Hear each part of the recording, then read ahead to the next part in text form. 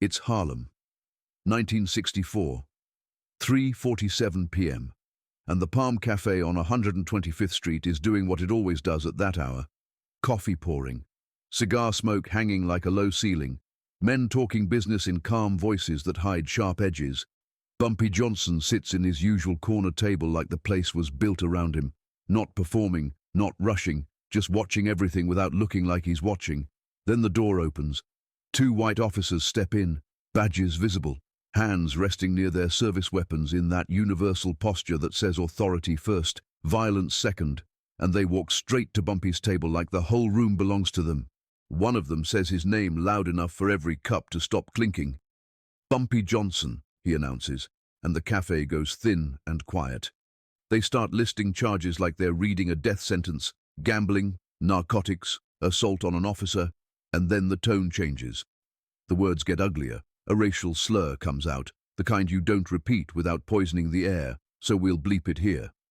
But everyone in that room heard it clean, and everyone understood the point wasn't law, it was humiliation, a public reminder of who they believed could be spoken to like dirt. Bumpy doesn't stand, doesn't flinch, doesn't even set down his coffee. He looks up slowly, almost bored, like he's watching men act out a script he already read last week. And instead of arguing, instead of pleading, instead of giving them the reaction they came to collect, he asks one question, quiet, sharp, deadly precise. "Which paycheck came in this week, Sullivan? Did Vincent Gigante pay you, or was it someone from City Hall?" That's when the officer's face changes, because a slur is easy. But being seen is terrifying. And you can feel the whole cafe realize something at the same time. This isn't a normal arrest. This is a paid move, a dirty play, and Bumpy just named the invisible hand behind it. Sullivan grabs Bumpy's arm, tries to haul him up like a trophy, but Bumpy stays seated, heavy, rooted, unmovable. Kowalsski steps in to help, and the room is frozen. Nobody breathes too loud, because in Harlem, in 1964, a moment like this can turn into a beating, or a body, or a riot, and everyone knows it. But what happens next is the part that changes everything. Because within 72 hours, this doesn't just become a cafe scene, it becomes a problem big enough to shake the NYPD to its foundations, and it starts with footsteps at the door, and then a black detective walks in.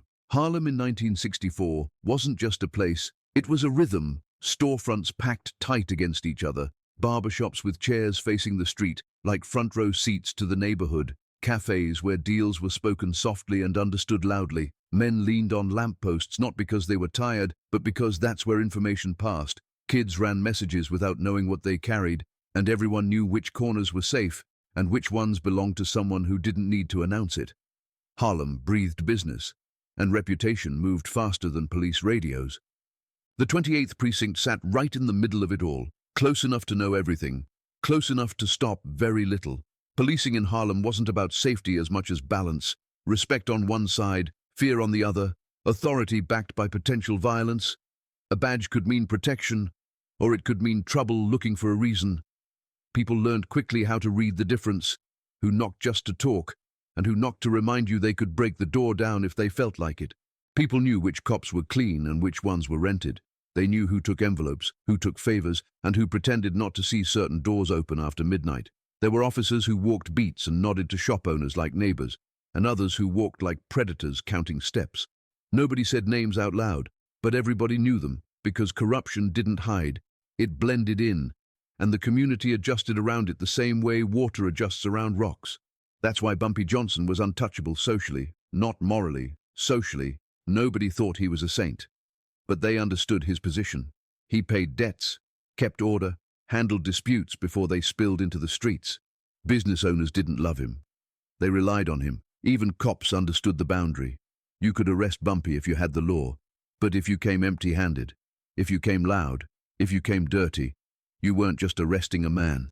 You were poking the structure that kept Harlem from collapsing into chaos, and everyone knew what happened when that balance got disturbed. The two officers moved through the Palm Cafe like they owned the floor, badges visible, hands resting on their service weapons, not drawing them, not yet, just close enough to remind everyone what could happen next. Chairs scraped softly as people shifted out of instinct. Not fear, exactly. More like experience. Everyone in Harlem knew this posture, authority backed by potential violence, and it always meant something ugly was about to be said. They stopped at Bumpy Johnson's table. Sullivan didn't ask permission to speak, didn't lower his voice. He wanted witnesses. "Bumpy Johnson," he announced, loud enough for every head to turn. "You're under arrest for operating an illegal gambling operation, for conspiracy to distribute narcotics, and for assaulting a police officer during questioning last week." Each charge landed heavier than the last, stacked fast, like bricks meant to bury a man before he could stand up. "Stand up, put your hands behind your back, and come with us to the precinct, now." According to 7 witnesses who later spoke about that afternoon, Bumpy Johnson didn't move, didn't argue, didn't ask for a lawyer. He stayed seated, one hand resting near his coffee, the other relaxed on the table. His expression wasn't defiance. It was patience, the kind that comes from knowing something the other side doesn't. The room felt smaller, like the walls leaned in to listen. Sullivan took a step closer, too close, his shadow falling over the table, and then came the slur, sharp, deliberate, meant to cut deeper than the charges. We'll bleep the word, but nobody in that cafe missed it. The insult wasn't just racial, it was strategic, humiliation as enforcement, a reminder of who the badge thought it could speak to however it wanted. That's when Bumpy finally looked up. Slowly, meeting Sullivan's eyes without a flicker of emotion. He didn't raise his voice, didn't threaten, didn't posture. He just asked one question, quiet enough to feel personal. "Which paycheck came in this week, Sullivan? Did Vincent Gigante pay you? Or was it someone from City Hall?" The effect was immediate. Sullivan's face flushed red, then darker. Anger rushing in to cover something more dangerous. Exposure. He snapped back with more insults, calling Bumpy every name he thought still carried power. And then he grabbed Bumpy's arm, hard, trying to haul him out of the chair like the moment could be forced into submission. It didn't work. Bumpy Johnson stayed seated, heavy, anchored, his weight and strength turning the arrest into something awkward, almost embarrassing. Sullivan pulled again, harder this time, and nothing happened. Kowalski stepped in to help, hands now fully involved. 2 officers tugging at one man who refused to rise. The cafe went silent, not the quiet of politeness, the quiet of danger. No cups clinked, no chairs moved. Even the street noise outside seemed to dull. Everyone understood they were watching a line being crossed, not by Bumpy, by the police. "Resisting arrest," Sullivan snapped, trying to regain control of the moment. "That's another charge." But his voice carried less authority now, less certainty, because resistance only works when the arrest itself is real. According to those same 7 witnesses, this was the exact moment the situation stopped being routine. What should have been a dirty but simple arrest attempt stalled out in public, with too many eyes, too many memories being formed, too many people who would talk later. Sullivan tightened his grip, Kowalski shifted position, and for a split second it felt like violence might spill across the table, like the cafe might turn into something that would make tomorrow's papers. But before anyone could move, before anyone could shout, before anyone could bleed, the door opens. The man who stepped through the door didn't raise his voice at first, didn't reach for his badge, didn't touch his weapon. He paused just long enough to take in the scene. 2 officers gripping Bumpy Johnson, a room full of frozen witnesses, authority slipping in real time. Then he spoke, clear, measured, cutting through the tension like a blade. "What's the basis for this arrest?" The question didn't sound hostile. It sounded procedural, which somehow made it more dangerous. Sullivan turned sharply, still holding Bumpy's arm, irritation flashing across his face when he recognized the man speaking, Detective Marcus Thompson, one of the few black detectives assigned to the 28th Precinct. "This doesn't concern you, Detective," Sullivan snapped. "We're executing an arrest warrant." Thompson stepped closer, not aggressive, strategic, placing himself in the space between the officers and the door, a subtle move, but everyone noticed. "Then show me the warrant," Thompson said, louder now, so the entire cafe could hear. "And show me the incident report for the alleged assault on an officer last week." The words landed heavy, because paperwork is where dirty arrests fall apart. Sullivan hesitated, just a beat too long. Kowalski glanced at him before answering. "The warrant is back at the precinct," he said, trying to sound confident. "We'll show it to you after we bring Johnson in." "That's not how arrests work," Thompson replied immediately, no hesitation, no apology. You need to have the warrant with you, or you need probable cause to make an arrest without one. He let that hang in the air, then pressed harder. So what's your probable cause? What evidence do you have that Mr. Johnson committed the crimes you just listed? According to witnesses, the café felt like it stopped breathing.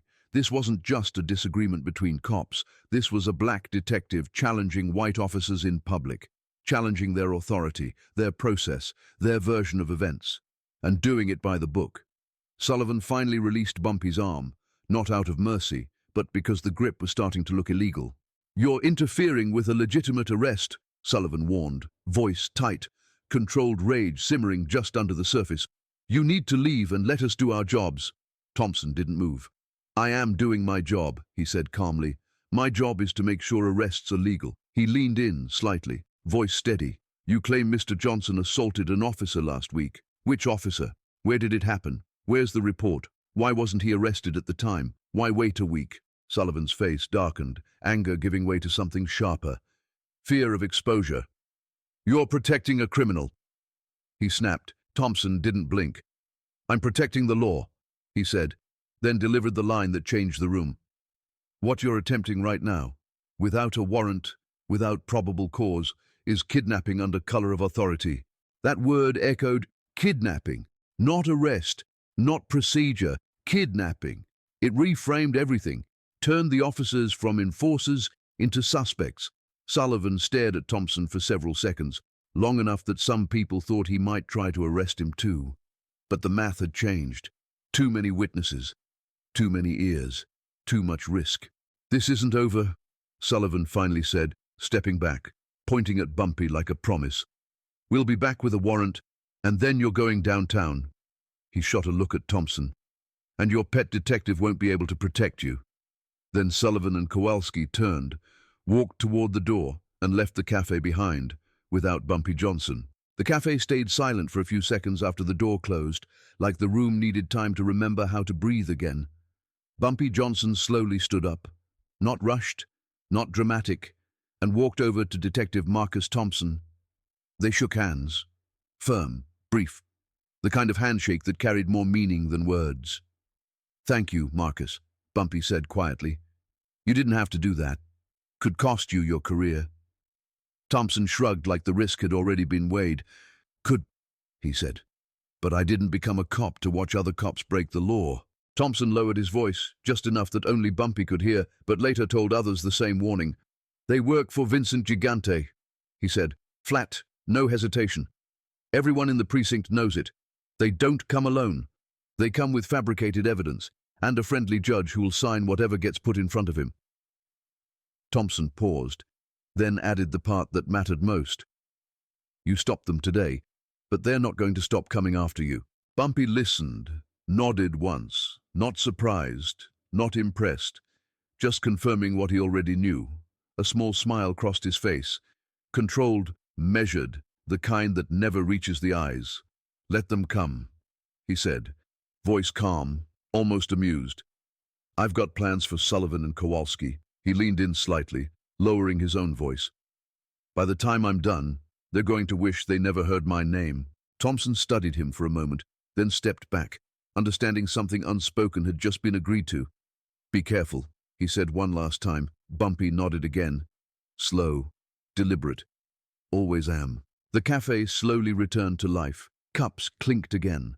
Voices came back in cautious waves, but everyone there understood they'd witnessed the start of something, not the end. Because in Harlem, nothing that ends quietly stays ended. 24 hours later, James Kowalski leaves the 28th precinct at 11:15 p.m., walks 2 blocks to his car on 126th Street, unaware that this is the last normal step he'll take for a very long time. Wednesday night settled over Harlem, slow and heavy, the kind of night where sound carries farther than it should. At 11:15 p.m., James Kowalski signed out of the 28th precinct and stepped onto the sidewalk, his shift over, his mind still circling what had gone wrong at the Palm Cafe. He didn't linger, didn't talk, just walked the 2 blocks to where his car was parked on 126th Street, a routine he'd done hundreds of times before. Nothing about the street looked different, and that's what made it dangerous. According to the missing person report filed the next morning, Kowalski never made it home. His car was found where he'd left it. Doors closed, no damage, no broken glass, no signs of a struggle, no skid marks, no blood, no chaos. Just a parked car on a quiet Harlem street, as if the man had simply stepped away and forgotten to come back. Police noted the absence of force because when violence is expected, its absence becomes suspicious. What the official report didn't capture, but what later accounts described, was how controlled the moment actually was. As Kowalski reached for his car door, 4 men approached him, not running, not hiding, moving with purpose. They spoke first, voices calm, respectful even. They identified themselves as working for Bumpy Johnson and made it clear they weren't there to argue. There were no threats, no raised voices, just a polite but firm suggestion that Officer Kowalski accompany them to a meeting to discuss Tuesday afternoon. Witnesses later said the tone mattered, because fear doesn't always come from shouting. Sometimes it comes from certainty. The men didn't ask if Kowalski wanted to come. They explained the options. He could come voluntarily, or he could be helped along. Either way, Mr. Johnson wanted a conversation, and delaying it wouldn't improve the outcome. Kowalski understood that much immediately. He looked around. The street empty, no partners nearby, no badge that mattered here, no radio call would arrive in time. And just like that, the uniform stopped protecting him, because uniforms only work when institutions are watching. Kowalski chose to come voluntarily, later described as the smart decision. Though smart is relative when choices are limited, they drove him away from Harlem. Not far, but far enough. To a warehouse sitting outside the NYPD's immediate jurisdiction. A place that didn't invite attention, didn't echo with neighbors, didn't care what questions were asked inside. No sirens, no rushing, no drama, just a quiet transfer from public space to private reckoning. Inside the warehouse, the air was cold and still, empty except for chairs, lights, and men who already knew what they wanted. Kowalski wasn't handcuffed, wasn't beaten on arrival, wasn't shouted at. He was told the reason he was there, very clearly. Mr. Johnson wanted answers. Who paid him, how much, and which other officers were taking money. That was the agenda. Nothing more, nothing less. Kowalski protested at first, claimed he'd done nothing wrong, demanded to be released, invoked his badge, his years of service, his belief that this couldn't possibly end badly for him. The men listened, patiently, then explained again. Slower this time, that refusal was an option, but not a winning one. Cooperation would be quicker, less unpleasant, and far more survivable. He was given a choice. The warehouse didn't feel threatening at first, and that was the point. No chains on the walls, no blood, no shouting, just a chair, a table, a stack of blank paper, and a pen placed carefully in front of Kowalski like an invitation. Bumpy Johnson was already there, calm, composed, not pacing, not angry. He didn't need to raise his voice. The situation did that for him. Johnson explained it plainly. No insults, no theatrics. You tried to arrest me on fabricated charges, he said. I want to know who paid you, how much they paid you, and what other corrupt work you've done in Harlem. He paused, then gestured to the paper. You're going to write it down. Names, dates, amounts. Every officer you know who's taking money. You'll write it in your own handwriting, and you'll sign it. There was no rush in his voice, just certainty. Kowalski refused, at first, said he'd done nothing wrong, said this was kidnapping, said the NYPD would tear Harlem apart looking for him. Johnson listened without interrupting, then nodded slightly, like he'd heard this speech before. He turned to the men standing nearby and said nothing, didn't need to. They stepped forward just enough for the message to land. That persuasion was an option, and it wouldn't be permanent, but it wouldn't be pleasant either. What followed wasn't spectacle, no screaming, no brutality meant to satisfy anger, just controlled pressure applied until resistance stopped making sense. Minutes passed, then more. The warehouse stayed quiet, except for breathing, until Kowalski finally slumped forward, looked at the paper, and reached for the pen.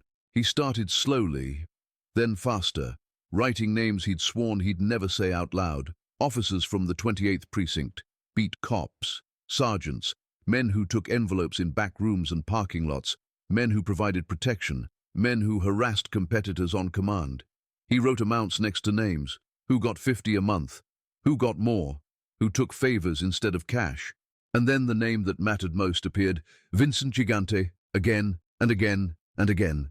Kowalski described payments tied directly to Gigante's gambling operations, advance warnings about raids, selective enforcement, arrests that weren't about crime but competition. Each sentence built a money trail, not rumors, not street talk, but specifics, dates, amounts, services rendered. Johnson watched without interrupting, letting the pen do the damage. After nearly 2 hours, Kowalski stopped writing, his hand shaking. The pages filled front and back. Johnson picked them up, read carefully, then slid them back across the table. "Sign it," he said. Kowalski hesitated, then signed his name at the bottom of every page. The last act of resistance gone. He was told he'd be kept safe, fed, guarded, and released once the information was verified, that his cooperation had been noted, and that his survival depended on its accuracy. No promises beyond that. No threats beyond reality. Johnson stood up, straightened his coat, and walked toward the door. As he left the room, he said one final thing, almost casually. "Now we need your partner." And then they went for Sullivan. Thursday morning came early for Patrick Sullivan, 6:05 a.m. Queens still half asleep, the city quiet in that brief window before routine takes over. Sullivan kissed his wife goodbye, told her he'd be late, said nothing about Kowalski not coming home, nothing about the knot sitting heavy in his chest since Tuesday afternoon. He drove toward Harlem, telling himself the same lie over and over. Showing up looked better than hiding. Confidence was protection, and uniforms always protected their own. He stayed calm as he crossed into the Bronx, radio low, eyes forward, already rehearsing explanations in case anyone asked questions. Then he saw the lights ahead, a checkpoint on the Triborough Bridge, cones placed cleanly, 4 officers in uniform standing where officers are supposed to stand. Sullivan relaxed.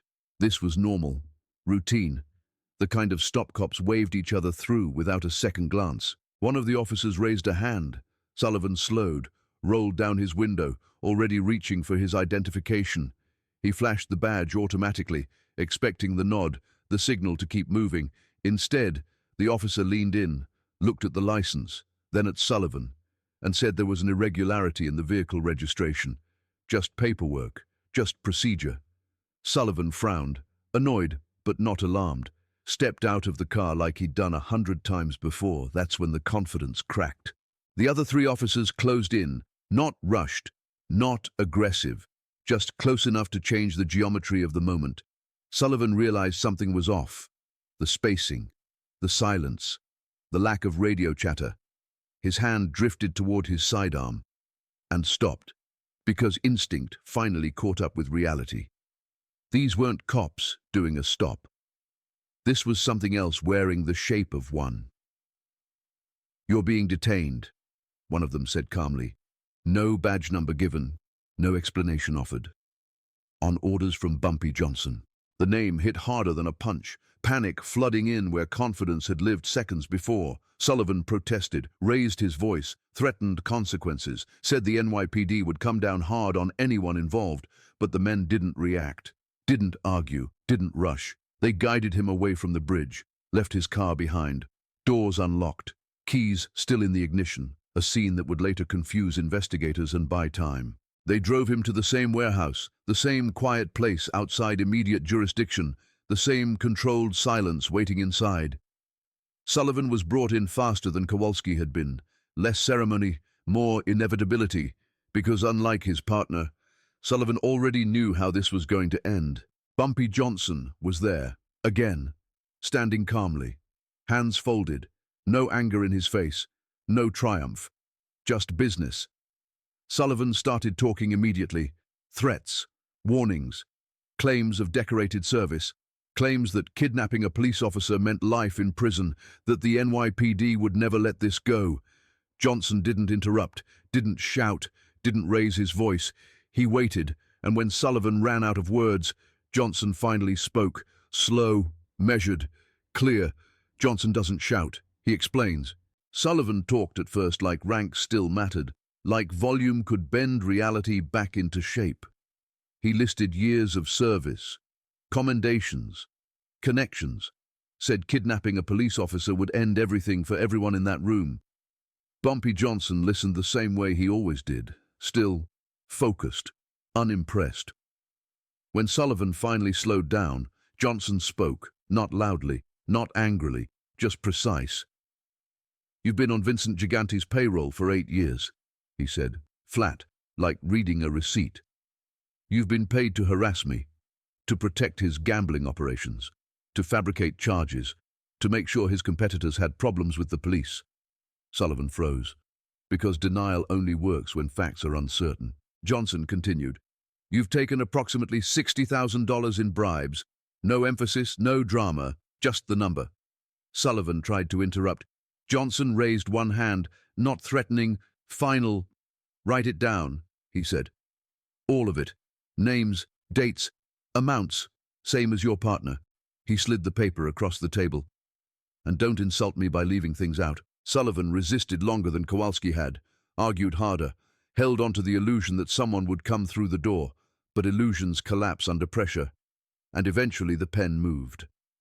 He wrote about 8 years on Gigante's payroll, about regular payments, about warnings before raids, about officers sent to harass specific businesses. He wrote about fabricating evidence, about perjury, about arrests made not because of crime but because of orders. Then came the part he didn't want to write. The political names. A city councilman, Robert Hayes, payments made for protection at illegal card games, violations ignored at properties Hayes owned, police services sold quietly for favors and envelopes. The corruption spread wider with every page, not just criminals paying cops, but politicians using the same system. When Sullivan finished, Johnson compared the pages to Kowalski's confession, line by line, name by name. The overlap was devastating. The combined lists identified 47 officers in the 28th Precinct out of roughly 120, taking regular bribes. 47, nearly 40% of the force, not rumors, not guesses. Handwritten confessions, signed, dated, and threaded through both confessions like a spine was one name: Vincent Gigante, again and again and again, 43 times, payments described, instructions noted, services rendered. Gigante wasn't referenced vaguely, he was named explicitly, repeatedly, creating a paper trail that didn't fade with denials, a trail that led straight into federal territory. Johnson didn't celebrate, didn't smile. He gathered the papers, stacked them neatly, and secured them like valuable documents, because that's what they were, more powerful than weapons, more dangerous than threats. They weren't accusations anymore. They were leverage. Sullivan sat back, exhausted, broken, aware that whatever happened next was no longer in his control. Johnson looked at both confessions one last time, then turned toward the door. And then Bumpy does something no one expects.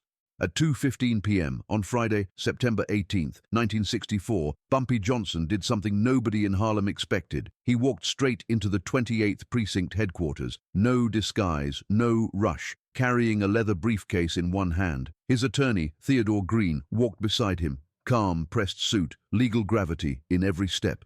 2 bodyguards followed a pace behind and stopped at the entrance when Johnson did. They didn't need to go further. Their presence had already been felt. The front desk sergeant looked up, recognized Bumpy instantly, and froze. The sound in the room died. Typewriters stopped. Conversations cut off mid-sentence. Every officer understood what shouldn't be possible was happening right in front of them. Bumpy Johnson stood at the desk like a man arriving for an appointment, not surrendering, not hiding. "I'm here to see Captain Morrison," Johnson said evenly. "Tell him Bumpy Johnson would like to discuss the current whereabouts of officers Patrick Sullivan and James Kowalski, and certain irregularities in police conduct that have come to my attention."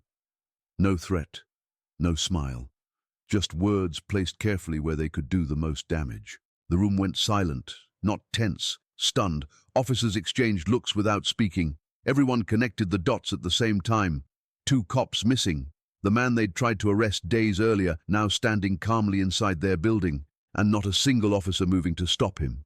Within minutes, Captain Robert Morrison emerged from his office, flanked by Detective Lieutenant Frank Chen, both men wearing expressions that mixed anger, fear, and something close to reluctant respect. Morrison didn't raise his voice, didn't shout orders. He looked at Johnson for a long moment, then spoke. "You're either the bravest man in Harlem," he said slowly, "or the stupidest." He turned and gestured toward his office. "Come in. Your attorney can come with you? Your bodyguards stay here?" Johnson nodded once, exactly as expected. As they walked down the corridor, officers watched in complete silence. No one reached for cuffs. No one asked questions, because everyone understood something fundamental had shifted. Whatever this was, it wasn't an arrest. It was a negotiation, and that alone made it dangerous. Johnson stepped into the office. Green followed. Morrison and Chen closed in behind them. The door shut softly, but the sound carried wood meeting frame, final, deliberate. The door closes. The office felt smaller once the door closed, sound dampened, air heavier. Captain Morrison stood behind his desk without sitting. Lieutenant Chen remained off to the side, watching, measuring. Bumpy Johnson placed the leather briefcase on the desk and opened it slowly. No rush, no drama. He removed 2 stacks of paper and laid them flat between them. Handwritten pages, signatures visible, names repeating. Morrison picked them up, started reading, and the color drained from his face. Line by line, name by name. The reality settled in. Not allegations, not rumors. Confessions, written by his own officers. "These are handwritten confessions," Johnson said calmly. "Written and signed by Sullivan and Kowalsski." Morrison's hands tightened on the pages, his jaw set. "Where are my officers?" he demanded, voice sharp now, controlled but close to cracking. "If they've been harmed." Johnson raised a hand gently, not threatening, clarifying. "They're safe," he said. "Fed, guarded, alive." Then he added the part Morrison couldn't ignore. "They'll be released unharmed once we reach an understanding." Morrison slammed the papers onto the desk. "This is extortion," he snapped. The word hung in the air, heavy. Johnson didn't react, didn't flinch. "No," he corrected softly. "This is an opportunity to avoid a scandal." He leaned forward just slightly, not aggressive. "Intentional. If anything happens to me, if I'm arrested, if I'm harmed, or if police harassment continues." He tapped the briefcase. "Once. The originals go to the New York Times, the Daily News, the Amsterdam News, and the FBI." Chen leaned closer, reading over Morrison's shoulder, recognizing names, faces he'd worked beside. The scale of it became impossible to deny. Johnson continued, steady. 47 officers, named, amounts, dates, services. He paused, then delivered the part that changed the stakes completely. Vincent Gigante's name appears 43 times. Morrison closed his eyes briefly, because that name didn't stay local. That name invited federal attention. "What do you want?" Morrison asked quietly. The anger drained, replaced by calculation. Johnson didn't hesitate. "I want to be left alone," he said. Simple, direct. No fabricated arrests, no planted evidence, no harassment paid for by Gigante or politicians. He spread his hands slightly. "Legitimate investigations are fine. That's business. But this stops." Morrison shook his head slowly. "You expect us to just ignore this?" Johnson met his eyes. "I expect you to manage your house," he replied. "Suspend them, warn them, do whatever you need to do quietly." He leaned back, voice dropping. "Because if this becomes public, your precinct doesn't survive it." Silence filled the office. Thick, uncomfortable. Morrison stared at the documents again, then at the door, then back at Johnson. "If we agree," he said carefully, "how do we know you won't publish these anyway?" Johnson answered without hesitation. "Because chaos is bad for business," he said. "I want stability." He stood, buttoned his coat, and delivered the final line like a verdict. "Peace or war, Captain." A pause. "Stability or scandal." Another pause, longer this time. "Your move." Morrison exhaled, slow, defeated without being beaten. He nodded once. "Barely." "We have an understanding," he said quietly. At 8:03 a.m. on Saturday, September 19, 1964, Patrick Sullivan and James Kowalski were released at the corner of 125th Street and Lenox Avenue, exactly where Bumpy Johnson had said they would be, on time, unarmed, alive. Both men showed bruises, nothing that required explanation beyond the vague phrase later used in reports. Physical persuasion. No hospital visits, no photographs, no questions asked that anyone expected honest answers to. They returned immediately to the 28th Precinct, were taken into Captain Morrison's office, and debriefed behind closed doors. The official report filed later that day stated the officers had been abducted by unknown parties, questioned about police corruption, and released after cooperating. No connection was made to Bumpy Johnson, no reference to the failed Palm Cafe arrest, no mention of handwritten confessions. The case was marked open, but directionless, investigation ongoing, with no suspects named. 30 days later, Sullivan and Kowalsski returned to duty after serving a suspension for unauthorized absence from post. No criminal charges, no internal affairs case, just a quiet punishment severe enough to send a message, but light enough to avoid scrutiny. They kept their badges, kept their pensions, and kept their mouths shut. The unofficial reality everyone knew but never spoke aloud was different.